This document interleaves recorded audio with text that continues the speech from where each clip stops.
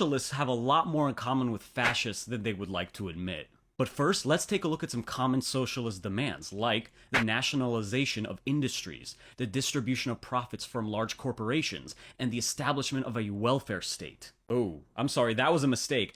Yeah, those aren't socialist demands. That came straight out of the 25-point plan of the Nazi Party.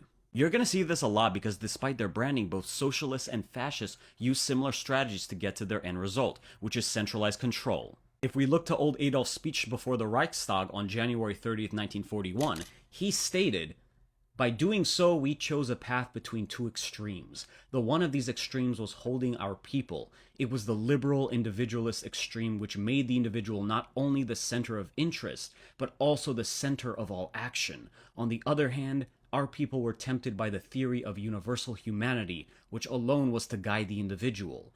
We have consciously subordinated all considerations to this goal, have shaped all interests according to it, and all our actions. Thus the National Socialist world of thought arose, which has overcome individualism, but not by cutting down individual capacities or individual initiative, only by asserting that the common interest is superior to individual liberty and the initiative of the individual." Economically, it meant building a national German economy which appreciated the importance of private initiative, but subordinated the entire economic life to the common interest. This isn't only seen through Nazi price controls and the fact that the government controlled every aspect of the economy, but also how they treated foreign economies during conquest. When Nazi Germany invaded the Ukraine, they conducted the same collectivization efforts the Soviets had to the local Ukrainian farmers. But fascism is intertwined with capitalism, said the uneducated socialists, often bringing up this quote attributed to Benito Mussolini.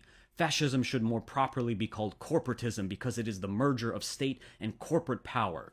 One problem with that: there is no validated record of Benito Mussolini ever saying this. These, however, are Mussolini quotes, which shows his disdain towards liberal societies and capitalism. Socialists don't only hate their fascist cousins, but also other socialists they deem not real socialists. There's a reason why Lenin and Stalin took out so many people, and it wasn't because they weren't socialist. Leon Trotsky, one of the OG socialists, wrote, "Stalinism and fascism, in spite of a deep difference in social foundations, are symmetrical phenomena. In many of their features, they show a deadly similarity." Replace the proletariat class with the nation state and it's the same thing. You're just replacing the bourgeoisie with ethnic and religious groups. They're both scapegoats. Statists will do and say whatever they can to gain power, whether it's the workers of the world or the glorious nation state.